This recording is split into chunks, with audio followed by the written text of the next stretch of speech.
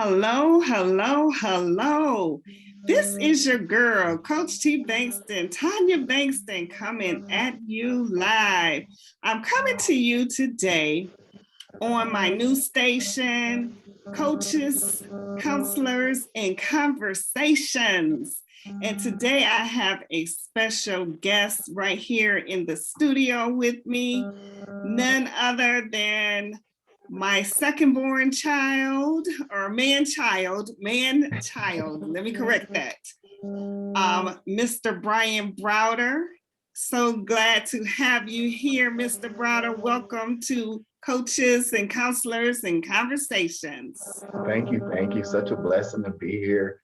And he reps. So he has my brand on. Aim high, take flight, come soar with me. Woo, woo. Now look. Okay, that's my child. He gets special brownie points from mom for that because I didn't even think to rep my brand. I had to support. So listen, today you are premiering on Coaches and Conversations and Counselors. Coaches, Counselors, and Conversations. I got that right now, finally. But this right here, this whole conversation was inspired by a conversation that you and I had over the telephone a few weeks ago. And what we were doing, we was talking about just being a millennial, because Brian is a millennial. He just turned the big 3-0, woo, woo, 3-0. Yeah, yes. See another year, regardless. I wasn't supposed to say it on the air. No. I said it's a blessing to see another year, regardless. Oh, I know that's right. You better speak that. So the conversation basically was the conversation we were talking about, being millennial and millennials having a different way of thinking than the previous generation, which newsflash, thunderclaps, all of that good stuff. Every generation has a different take on things from the previous generation. So not you know what I'm saying? I mean, what does the Bible say? The Bible says that there's nothing new under the sun, right? That is correct. But it was during this conversation that you and I had, you said something that was like I was like, oh my God, this young man right here is really, really wise beyond his youth. And I'm not just saying it because, he's bone of my bone and flesh of my flesh. I mean, okay, anyway. But the conversation was, I was like, wow, we need to have some engaging conversations, and we need to talk to young people and hear their voice. I mean, all a person has to do is follow the stats, and we know that the millennials are the largest generation now. They're the largest generation in the workforce. And I mean, the millennials are, where's that? So to all of those people who say the millennials, they're some kind of different, or they don't know what they're talking about. News flash, thunderclap. The millennials did not get here magically from a spaceship, or, they wasn't hatched from a pod. We gave birth to them. We raised them. We gave them their values and their traditions, their morals. Right. If we don't like it, then guess what? We're to blame. We are to blame. All right. So this particular show is going to be a little bit different than what people are used to seeing. But what I wanted to do is I wanted to bring you on, and I wanted to bring some other millennials on as well, so that we can talk to millennials and actually hear firsthand their thoughts and their opinions on worldly issues, on the state of Black America, just different topics that are relevant today, right? So let's just kick it, Brian. Let's just kick it. One of the first things I wanted to talk to you about, and look, I don't know how you feel about it, but I really wanted our conversation to be organic. Okay. I wanted our conversation not to be staged. So I really didn't prep him on what we were going to be talking about. I wanted it to be raw and real and right now. Right. So, Yeah, indeed, that's exactly what it is. I have no clue as to what I'm gonna be asked at all, but let's go for it. right. So one of the first things, let's talk about being a Black male and being a father. So you are a young father. You just had your first baby, and Correct. let's talk about being responsible. Let's talk about fatherhood, how you see it, and because so oftentimes you hear about Black men not being supportive, Black men not being involved, Black men being irresponsible, and I get a chance to watch you firsthand. So let's talk about that. Let's talk a little bit about, well, first of all, you have a 2-year-old daughter, right? My grandbaby. Correct. So let's talk about that whole experience. Let's talk about what fatherhood means to you and the importance or lack of importance in terms of your involvement with your daughter. Okay. Well, for starters, I am currently a new father. Emphasis on new.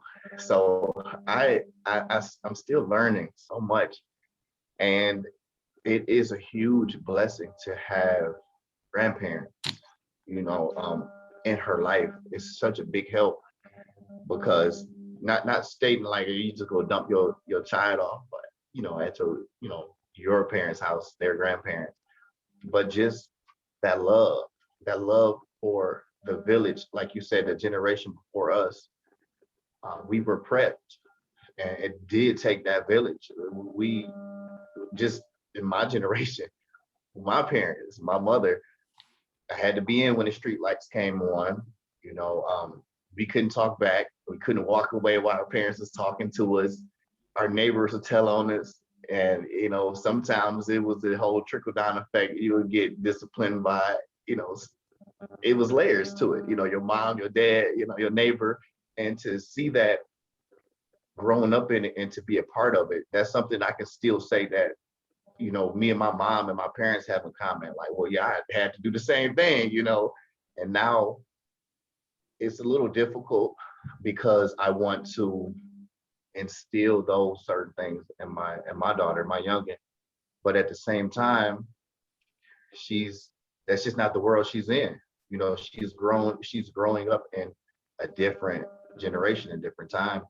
And it's a fine line between being able to differentiate or cut off outside world from your inner circle, your in home. This is, in your house, it has nothing to do with the world outside. When you're in your house, your domain, this is your home, this is your rules.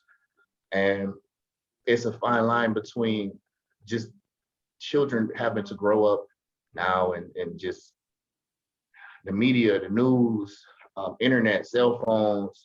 Even when I was younger, we didn't have this much accessibility to everything. It was dial-up. You hear the internet coming on. You couldn't be quiet about it. Like, I forgot about dial-up. Oh my God.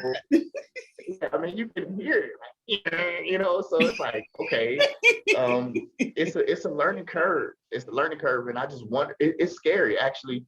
It's scary when I think about it, and I pray on it because some of the things that I've endured in my life, obviously, I don't want my child to have to go through.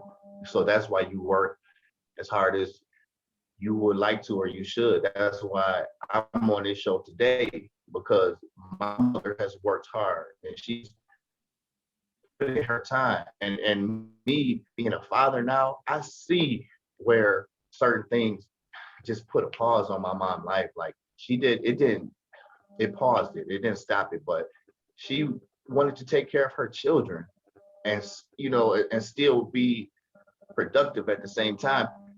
I I hate to say this, but you can only do one or the two. You can't do both at the same time. You either hear parents who are very wealthy who spend little time with their children, and their children they don't care about the money. They just want to be with their parents. They want to learn. They want to grow. Want to have that relationship.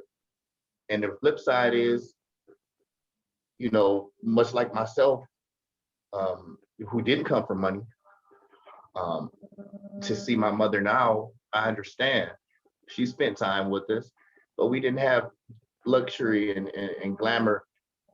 But she instilled in me and my brother, my oldest brother, that that stuff just wasn't important. It's worldly items. These things can be taken away from you, period, at any time, at any time, at any moment. When you put value into things that hold no value, you cannot take it with you. It's absolutely, in some sense, it's pointless. And that's just, in my opinion, I'm not speaking for anybody but myself. To me, it's just bad prioritizing. And to be a young father, first and last, by the way, but to be a young father and learning. I'm gonna tell you, I gotta interject. I said that too. And had I kept that, then let's just tell the truth. You wouldn't. I wouldn't be here. That's true. I would not be here currently. So I'm not sure if I should be thanking you, but thank you. So appreciate it. I've learned a lot on the way, and you realize. I think I was 25 when I realized that, and it hit me. I'm so serious. It hit me out of the blue.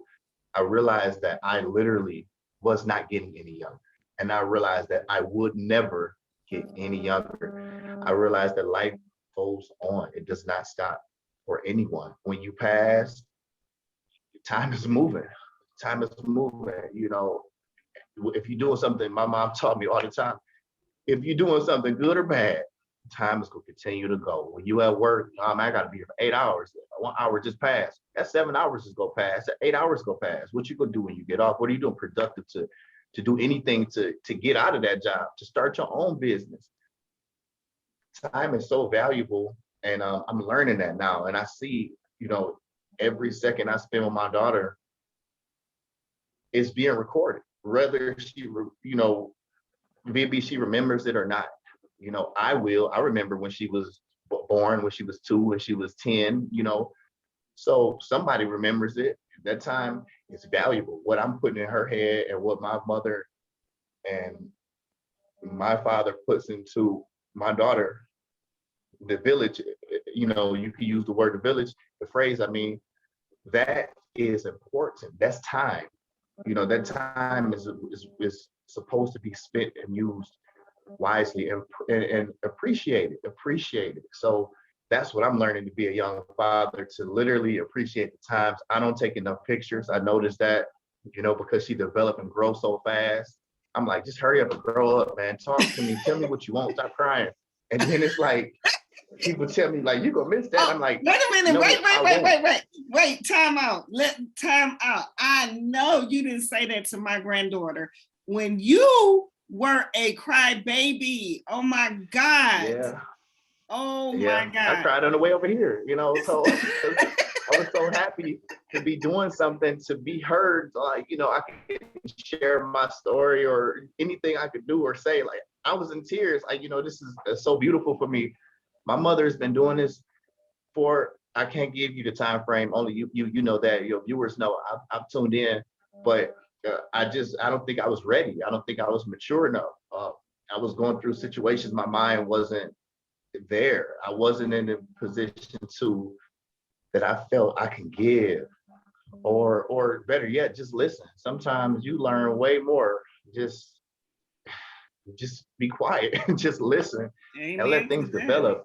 Stay in prayer first. That's the number one thing. But when you close your mouth and just take that time, because it's there, what are you doing with it? Are you doing something good or are you doing something bad? When you take that time, things will be revealed to you. And having a little baby right now is just like, oh man, I'm so blessed to have a village. I have a village. My daughter is she don't even cry. We pass her around like, here, she with me one day, she with somebody else the next day. Like she just don't care. Like she'll see me walk out the house, be like, bye, close the door. So she don't. It's awesome. I think it's beautiful, and I'm grateful for it. I'm grateful for it, and that took some time for me, honestly. But I'm grateful that I'm at this stage, at this point, and it's only more to come. It's better. It's gonna be awesome. And the thing is that I watch you with your daughter, and I am it really it warms my heart, and it makes me just so grateful and so thankful because I grew up without a father, so I can see the admiration. I can see the I can see the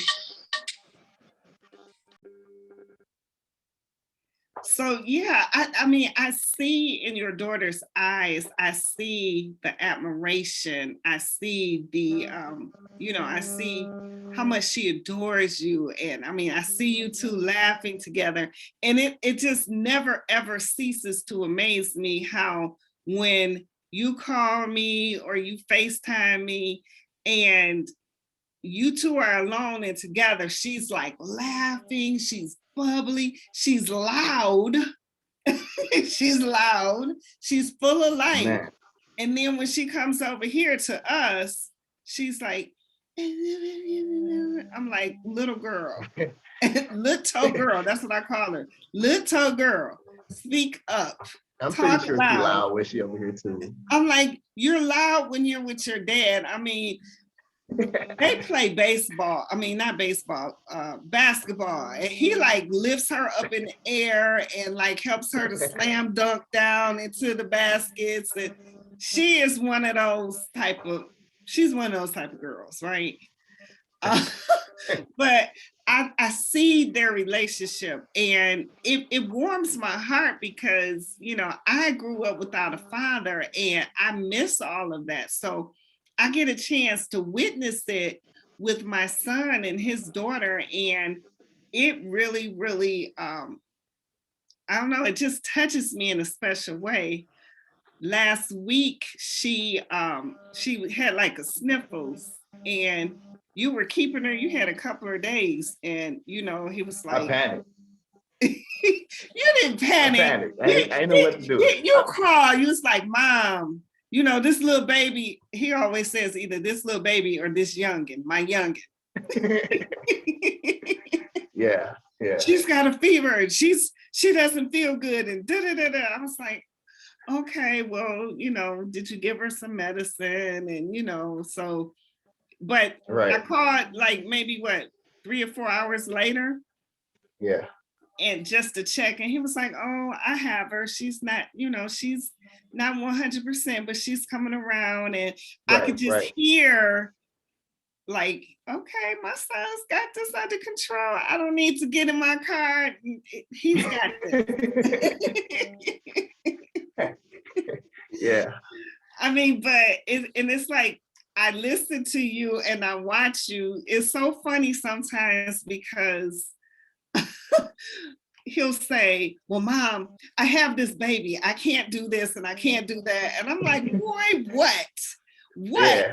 You better put that baby on your hip. You better cook. You better wash. You better do this and do. Mothers do it all the time. I don't want to hear it. She my scapegoat, man. She my ace in the hole. Every time I don't feel like doing nothing, hey, I got my daughter, man. I can't do it. Can't do it. I'm sorry, I can't do it. I got my daughter with me. Now So your friends, you can't tell your friends to watch this because they're gonna say, man, is that real? Or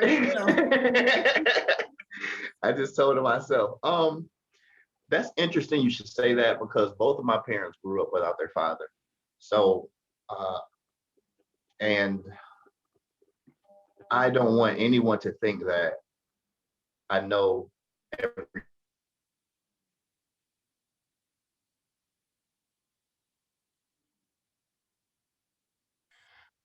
I don't want anyone to think I know everything because I don't know anything. I called my mom for help, like, help me, because she's not feeling well. What do I do?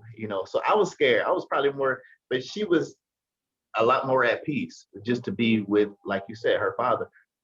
And I'm learning so much. I learned so much from her. I just learned from her. And as far as what I call her, everybody calls her a nickname, but I come from an era where you got to earn your nickname. Okay. You have to earn that. She's in the midst of earning that. And also, when I give her a nickname, it's going to be special. It's going to be something that I want to call her. I don't want to shorten her name and call her, you know, her name, just in the shorter version. I want it to be something special that I call her. And eventually, in due time, she'll earn something that's special from me. But like right now, she got to learn how to talk first. I don't talk. I don't know baby talk, and I purposely avoid anything. I just try to give it to her right away. Like, here, here you go. Just so you don't have to ask me for anything that I don't know what you're saying. So, and I look bad sometimes. I'm like, what? I stand there for like, what are you saying? Like, like she gonna be able to tell me what it is, and she cannot. So I'm learning from her, and she'll point, and I'm like, well, go get it.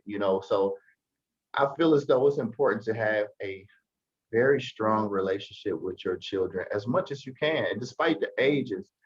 Even as an adult, it took a lot of not that much forgiving, for me and my parents over certain situations, because once you realize what your parents went through just to keep, man, just to keep you alive. I'm not even joking. I'm being serious. Just to keep somebody alive as far as health concerns or just worldly going out into the world. Schools, apparently, that's the issue right now. Um, you have mass shooter situations, and yes, school should be a safe place. Pretty much every place should be safe. You know, that's a different topic, but most places should be safe to where you would have to worry about certain things. But that's no longer the case. So it's a struggle to raise and keep alive and keep positive um, images and messages, not only in your head and your spirit, but in your child and your youth and your youngins, because they see it, they grow up, they see it, they listening to it. Yeah, they can rap a song. They can rap a song, but what Can about they these say spelling those? words? Look, can they say those ABCs? Yeah, what I'm saying? What about your spelling words? And like, how's your books? Can you read a book? Can you reading the front and back to just see what the book is about? You can't even do that. Like, it's certain things that I don't want my child to have to go through. And guess what? It's up to me and her mother, which I believe she does a good job, to train her and do our best. Especially now. Now is that yolk sponge stage. Now she's soaking up everything. And it's so funny because I literally just got to the point. I just got to the stage to where she repeats everything I say. So I thought that was a joke, and I thought that giving kids candy was a joke. Like, they be jumping off the walls. I'm like, what, man? That's a myth, man. Whatever. I gave her some annihilators or so. I gave her some uh, the thing from Wendy's, the Frosty. Man, I could not get that girl to sleep. It was over with. Ran through the house, and it turned right on. As soon as she got done eating it, she started screaming like, it just shot through the house. I'm like, whoa, like this is for real. So now I'm trying to get her down, and it didn't work. So now it's like I don't want to see Candy. I'm scared to even be around Candy with her because she gonna want some. When you take it from her, she cried. So I'm learning. I'm learning bedtimes. That's important. It's just even the little attitude I get. I just look at her like, you know what? I mean, you can cry, but you're not gonna get it. So it's okay. So I'm learning. Well, look, that's something then you need to share with Papa, because Brother Bankston, right? I mean, listen, when You she give her comes everything she over, wants. oh my God. Oh, he and I have like been at odds Oh man. because I say no, he says yes. I'm like, no, listen, hold up. Hold up. I got this. I got this, Bankston. I got this. Yeah, it's a But, process. okay, so you mentioned her mother. So let's talk about that for a minute. You and her mom, you guys are not together, Correct. but you co-parent and you do it in a way that, I mean, I'm not seeing a whole lot of drama. I'm not seeing Correct. that Correct. you can't see my baby, you don't do this, my baby that. How are you guys able to keep things so peaceful and not be a couple, and then not be, the baby is not used as a pawn in between the two of you? Well, that is a huge issue amongst people. No color intended. Black people, white people, all colors deal with that, unfortunately. And that's an awesome question. My story is different from everyone's because it's original. But I would have to be very honest with you, I would have to say previous pain, previous pain. Most people would be like, oh, it's about the baby, it's about the baby. And which is true. That's very true. But the parents are the parents are also involved. So you don't want to be doing everything for your child and being unhappy in any kind of way. So if everybody can be happy, then that's something that you need to do.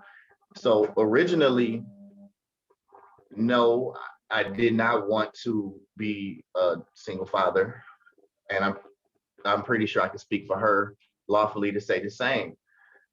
Unfortunately, things didn't work out that way. So when you see the damage that you do from being at each other's throat, literally, it hurts. It hurts you. It hurts you, and it hurts the child in a different fashion. Now, I admit, I never thought, I just was in tears the other day. I never thought that I would be in a situation. I thought that I would be married, happily married with my child and a mother, and two incomes are better than one. You know what I'm saying? We can get four incomes. You can do something on the side. I thought it was going to be like that. And Wait a minute, pump the brakes. So you mean to tell me that you're a Black man that wanted to get married and wanted to have children with one woman? So that debunks this stereotype that all Black men just want to run around and have babies by different women. You only wanted one woman correct, and babies with that woman. Okay, correct, all right. correct. And it's unfortunate that Black men get that stereotype. It's kind of hard to defend because we are out here, what I'm saying, we exist, but it is a little bit far in between, but it's still the truth. It's something that happens. People do like to be with one person and want to have a family with one person and, to be married. We was looking for rings together, but I digress. I'm sorry. We went through enough hardships, to be honest with you. And at some point, me personally, I was like, you know what? It was like a last breath. If anybody ever seen someone take their last breath, it's an unfortunate situation. But the beauty of it is they don't have to struggle here. They can be, based on your beliefs, stay on with the Lord. That's what we like to believe, of course. And that's what I did. I just took the last breath. Like, you know what? This fighting and going to war, this is terrible, man. It's just bad. It takes so much energy, man. It takes so much energy and so much out of your spirit to be angry or just want to get at somebody sometimes. And when you realize that, hey, that is the mother of, our child or my child, or, I'm the father of, her child, however you want to choose to, put it, but it hurts. It hurts. It hurted to be a co-parent at first. And, some days it's on my mind or whatnot. But what hurts worse is going back and forth and going to war. So now it's like, it's just at peace. I'm at peace. I call her and tell her what days I'm off, what days I get to, get the little one. And she cool. She drop her off.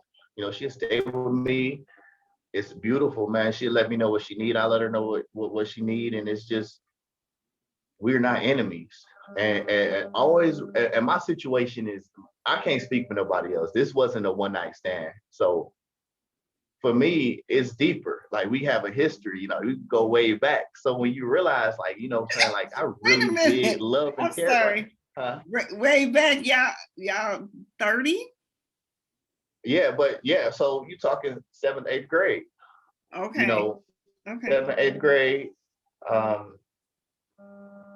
college, some after college, when I was like 23, 24, just that it was a foundation, it was something that was built. It wasn't, and now it's like, it's just, I don't know, man. I think about that sometimes, but like, things could have been different or whatnot. But the bottom line is, we shared a loved one, a child together, and people love her. My family love my daughter, period.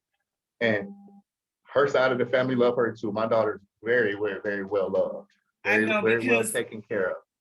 me and the grandmother, the other grandmother. So we have this thing. We have this thing going on. She calls me and she'll say, so now I get her now. When I see her name pop up on my caller ID, I just answer the telephone. I'm like, hello, grandmother number 2. This is grandmother number 1. Yeah, that's fun. That's fun. But see, that's beautiful. Like, and see, I don't look at it like that. I look at it from her point of view. You said you didn't have a father. I understand that. I grew up with you letting us know that. But I didn't have a grandfather, on either side. I'm not talking about no makeshift guy like, hey, it's granddad. Like, no, I didn't have that from my mother's side, obviously, because she didn't have a father. So he wasn't there for her, and not gonna be there for me. Same thing with my father. So to see that love is so beautiful. And to see her act different around different people, I'm like, you know what? I'm like, she playing, man. Like, she playing, So it's funny. It's funny because I went through it. I went through it with her, and it was worth it. It was worth it because now I get a chance to love her the way that my mother's and my father's father would have loved them. So it makes me feel good. And speaking of your father, I have had conversations with your daughter to let your daughter know. I'm like, don't let that man hug on you and kiss on you. You're my grandbaby, not his. But obviously, she hasn't listened to me on that. Nah, she don't listen to me. So, so let's segue a little bit. Let's talk about, because this conversation actually came up when we were talking about anger, and we were talking about, being a young man, and how young men oftentimes they have encounters with the police or with people in authority. And you said something, and I want to quote you, but I can't necessarily quote you and say it the way you said it.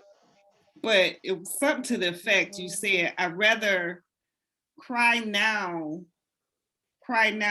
while I have my freedom, or be angry behind bars, or something like that. Say it the way you said, and tell our audience what you meant by that. Well, it was about anger, and that's very true. Very, very true. Anger will have you do some things that you will regret. You'll lose your life, you lose your freedom, you lose everything, amongst other things. Health is bad when anger, because it's poison. That's what it is, especially when you hold on to it. If you don't have a way safely and honorable to release it. So yes, my statement, something the Holy Spirit brought this to me years ago. And I know I'm a crybaby. I am. I cry now a lot because sometimes that's the only way. Instead of picking up a pistol, I'm just gonna have to get my tears out. I used to always say, it end with me. You know what I'm saying? I take the pain, I take the hurt, I cry, but I'll be free. You know what I mean? I don't have to put nobody in the dirt for something that really didn't mean nothing. And now I'm like, man, I'm calling people, what you got in my books, or looking for help, which is okay, because that's what family does. We help one another out. But a situation, I could have addressed it much better, especially people who call themselves men and fathers. These children I don't care what, children need their parents, man, period.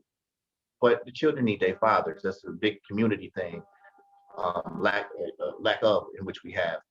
But the quote that I made was, I would rather cry now with my freedom as opposed to trying to cry behind bars. Right. And that was just simple as that, because we all know about penitentiary, despite whether you did it or not, innocent or not, there is no more freedom, period, And a lot of, I'm not going to speak for everybody, but I'll speak for young Black males who definitely hold a very high population amongst the United States prisons. A lot of the young guys are just misguided, misled, and they so angry, so wound up. In which some of that anger I do fully understand. I am a young Black male, so I understand some cars are some things you just dealt with in life. Like you are already 3 strikes against you. You young, you Black, and you a male. If you wanted to debate, strikes against a society and young Black men, I'm already down 3 just by being born. Young Black male. I'm already dangerous for nothing. I ain't even did nothing, and but at the same time, you can't use that as a crutch. I don't agree with using that as a crutch. The system against me, the system against us, that's a scapegoat. You have the power to make your own decisions, period. After a certain age, when you really become a man and whatnot, some things, younger children, I can understand if you was influenced to do something and you can't kind of sort of think for yourself. I understand that. I get it. I truly do. But anger, let it release. That is why God literally instill us to have different emotions. Why do you think your eyes water when you cry? That is a release. That's what you're supposed to do. That's what they're for. Like, that's what crying is for. That's what people are for, to embrace loved ones. That's why people got numbers for you to call people and don't act off an impulsive situation. Now you're looking at however long, and now you regret it. Now you had time to think, but that's not the time to think. That's you should have had that time. That's your time. You ruined that. That's not fair, like, to yourself. And then you can't blame society for actions that you did wrong. You did this decision. You made this. But yeah, you thinking different now. Like, man, I should have did this. I should have did that. Now people want to talk to the youth to help and do all of that. That's beautiful. I'm not taking nothing from that. But we have this whatever weird sense that it's cool to be in the streets, sell dope, to get shot, to shoot at people. It's unnecessary. So many levels. The violence is just ridiculous. Like it's insane. It's heartbreaking. I literally cry for everybody. And I was talking to somebody about that. That's a good thing to do that. I cry for people. That's the Lord through me, and I pray for them too. But man, it's sad. It is sad. It breaks your heart when you see these every party lose, from the victim to the perpetrators, suspect, whatever.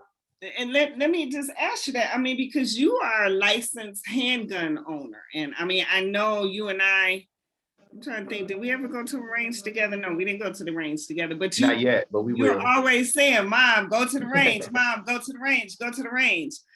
But my point is that you're able to, you know, and if you get into a situation, an altercation, the first thing you're doing is not drawing your gun. You're able to Correct. be responsible. Right. And I mean, I know growing up, you heard it over and over and over and over and over again. That saying, what was that saying I used to say to you over again? I'm just gonna say one word and you say the rest. Choose. Right or wrong, right from wrong.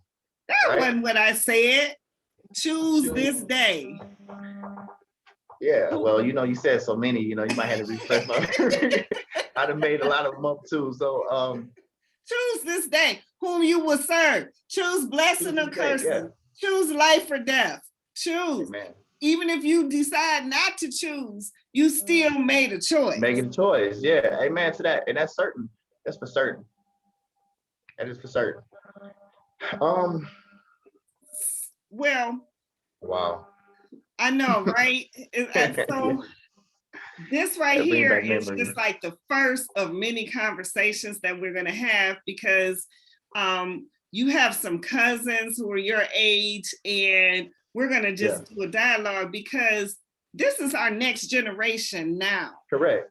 So we need to be about the business. Older people, I'm middle-aged. I'm middle-aged, and I'm going to need somebody to take care of me. So I want to make sure that I have healthy relationships and healthy dialogue with millennials and people in your generation. And basically what we're doing is we're just having a conversation and a series of conversations to kind of like bridge the gap. You understand us. Correct. We understand you. And for people my age to stop acting like millennials came here from Mars. They didn't. The only thing differs from, and this is not 1000% true. I'm not one of these analysts or a statistics holder. I don't know, but the only thing different from, correct. But only thing different from generations, in my personal opinion, is, well, I'll say the downfall at least would be the lack of love and discipline. It's just like, love is love. Love is not me telling you I love you. That's not love. Love is me telling you I love you, and this is why I'm disciplining you. This is why you're going to be disciplined. So the world doesn't discipline you, because if I do it at home, and and then the society want to necessarily teach you how to bring up your children, and the problem with that is it's not even done correctly. Like you have to learn discipline. You cannot get away with everything. That you can't just do what you want to do. You used to always say the state of Michigan got something for you. State of Michigan got something for you. Whatever state you in got something for you. And that's the truth. There's no love amongst. I'm not going to say no, that's not fair. They'll make that statement false. There's a huge lack of love amongst individuals. People just don't love themselves. If you're willing to do something to somebody to take from their family to where they would never see this individual again for something, man, it's not too many things that I can list that would make me want to cross that bridge. And I mean, the list is probably non-existent. I mean, there's some things on there, but that's not important. The point is, I'm talking on a generational level. That's the problem. There's no discipline. And the government want to discipline, give you 30. Giving passing out time like it's, saying loose change. Like, here you go. Like they do not care. It takes parents and family and loved ones to discipline you and to really get in your head. Like, look, you go get a whooping now, but in 10 years, you get in 10 years. You know what I'm saying? It's not hard. We used to get told on by the neighbors. I ain't even know. I was coming home and doing something. I ain't even know my mom knew. Like, you know what I'm saying? Whatever, you know what I'm saying? Like Miss Boyd, Miss Phillips, somebody then snitched on you. Yeah, you better get home. Don't forget Miss Campbell. Miss Campbell, Miss Harps. Miss Man, Hart. like, yes, and like I don't even know mom no. 9220675. That's the old phone number. But the problem is that that's one of the issues, if you may. There are others, of course. People just don't seek education as they should. And again, no color. I'm not putting color on anything unless I say black people, black men, black, white, because believe it or not, people, it's about color. It's just flat out, lately I have been seeing some different things. I'm on a different side of the law. I'm on, the more so law enforcement. So I see and hear different things. And newsflash, the world is about color. I was not about that.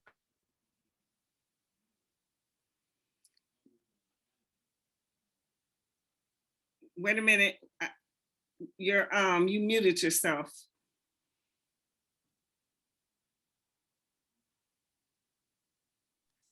Hello, I'm sorry about that. Okay. I didn't know I pressed decline. Can you hear me? Yes.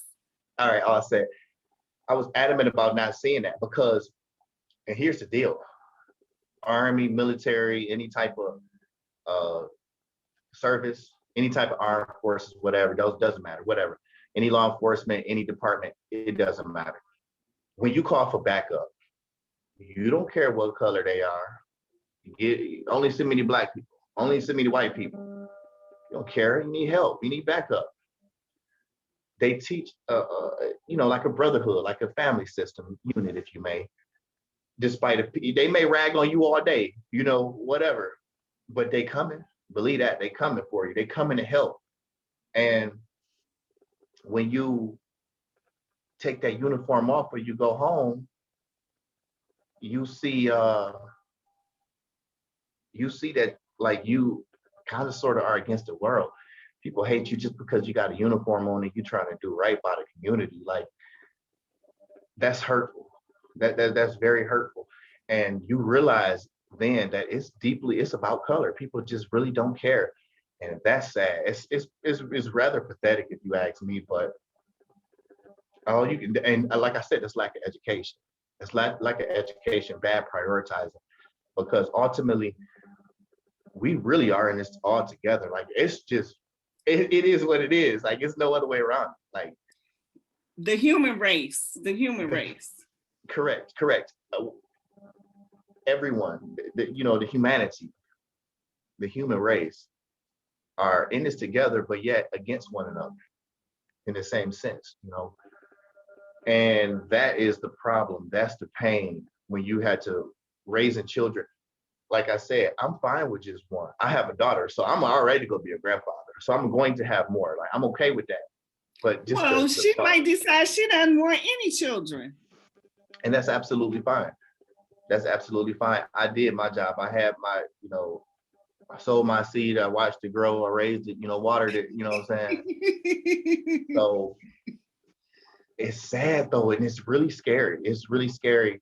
I can only imagine the fear. I hate to say that word, because God has not given us the spirit of fear, but a power, love, and a sound mind. But I can only imagine the fear that my parents felt when I was out in the streets or just not knowing. You don't know. And see, being a young Black male is so much you faced with, man. Like it's it's so much you faced with because you want the money, you know what I'm saying? You want the cars, you want the clothes, you want the, the glamour, you want that lifestyle, and media and the rap game, and it sells false dreams. It sells false dreams. If you're good at rapping, to pursue it, go ahead, do your thing. I'm not hating, but start your own record label company. You know what I'm saying? You ain't got to sign with somebody else. Do what some of these old school rappers did and have 100 different mixtapes. They can, you know what I'm saying? Like they could just give you any one. Make your music. Stop trying to chase something. and then the messages that people send out is what I dislike. If you want to rap about anything, do it. You know what I'm saying? I'm not taking that from you, but come on and show people like, hey, this is just music. This is just words, whatever. Like, I don't live this life. I don't condone you killing your brothers and sisters. It's just music. You know what I'm saying? Let people know, like, because these young children and even adults, music is, influential. It get you going, and you can catch a case because you was angry, you didn't know how to cry or release, and you done turned on some music and you ready to do something. Right, I right. guarantee you your playlist change when you sitting in the cell. You ain't listening to the same music no more. Mm, mm, That I know for a fact. mm. Your And playlist see will change. that, wow, your playlist will change. And see, and that's what I mean. If we go back where we started this conversation talking about fatherhood. We started this conversation about talking about being involved and being influential and setting a tone. And I mean, we've run out of time, but next time we're going to pick up, because that right there, the parenthood, and like you stated before, the whole village. It takes the whole village. Yeah. Yes, it It does. does, It does. It does. and those messages that that that babies are hearing from knee high to a cricket on up. I mean, Right. your daughter right now, the music that she's exposed to, the messages that she's exposed to, when she's here, she's in a protected space. Correct. And, Correct. I'm making sure she's not getting certain things in her environment that's going to promote any type of just nonsense and foolishness.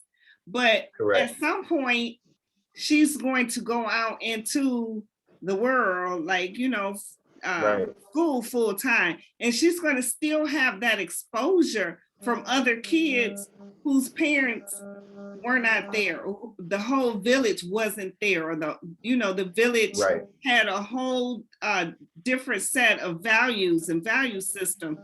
So yes, it does take a village. Yes, that message that you hear all the time, be it through music, be it through media, whatever, it's always teaching. It's always Right. setting a tone and setting an example. So, Right. Mr. Browder, any final words that you can give to our listening audience? Because we've run out of time, and next time we come back, we're going to continue the conversation. And I just want to say I appreciate you being here. I appreciate just hearing from you, and you not saying mom. Mom, Yeah. you done told me that before. I done heard that before. So this I time retained I it. get a chance, huh? I retained it. I was getting ready to say that. This time I get a chance to hear from you, and I see all those years you really were listening. Absolutely. Well, I wasn't, but when you hear it so many times, it becomes just drilled into your head. So I would like to say personally, aim high. And I just want to say, give my thanks. I want to give my thanks to you and to anybody who is listening. I pray that people pass on the message and word of mouth. Send a link to people. That's how you do it any other time. You send people links to anything else. Send a positive link and a positive message to somebody. And get these people tuned in, these young brothers, these young sisters. Can't do nothing behind bars. Can't do nothing if you're dead. Do something while you're alive here, positive, spread love and peace.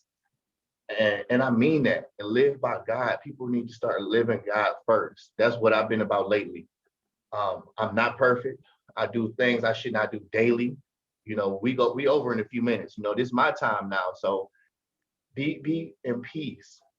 be at peace. And I just want to spread love amongst everybody, everybody, not no color, not no colors intended. Everybody who breathed air and bleed red, everybody deserves it. So I just want to say thank you for your time, Ms. Bankston. Thank you for having me here. And I cannot wait to be back and bring some good people who've been through some major, you can't even tell the way they speak and hold their head up high. They proud to be a man, proud to be alive, proud to be a person, and that's what I'm about. So just thank you for y'all ears, man. Keep them open for the next time. My debut, Yes. my debut, Yeah. Right. So if you had to create a title for this message, what would the title for this message be? Oh, that's a good question. An easy scapegoat would be Aim High with Brian. Well, uh, just be peaceful. Be peaceful and think twice. Think twice. Oh, I like that. I like that. Just think twice. Just think twice, because this is going to touch somebody. I don't have to touch every viewer. You don't have to touch every viewer. That is literally not the purpose. That's a dream. It would be amazing, be beautiful. As long as it touch one person. And they don't even have to really be touched. They can just send it to 10 people. Yes. Just spread the love, the knowledge, and the peace. And we in the game. That's it. It's only up. It's only up. That's all God wants you to do is to be happy and to serve Him first. Be happy, then your wonders beyond your wildest dreams. And that's people don't believe it. They don't think it's possible and it can happen. But you know what? It certainly can, and it already is for certain people in this life. Man, people can't. I would not be here for the Lord. Period. Besides, 30 years ago when I was made. And even still, that complications could have occurred. But okay. So I'm glad you brought that up. So first of all, your great granny is gonna be watching this, so she's gonna be like, absolutely. So she's gonna try to turn you into a preacher next. I'm just saying. Yes, great granny, we're talking about you. I'm gonna have to take some more classes. I'm not at that level. Right. That's you speaking for a man. Were you? You didn't hit mute again. You hit mute again. You muted yourself. Okay. I gotta put my phone on do not disturb when I'm doing this. Right. Exactly. But listen. I knew when you were born that you had a special purpose and a special anointing for being here, because this is how I knew it. When you were born, literally, the umbilical cord was wrapped around your neck. You did just like this, put your hand in between. Now, how you know to do that, I don't know. But you took it just like this to get that pressure from around your neck. That's as you were coming out. Wow. Ask your dad. I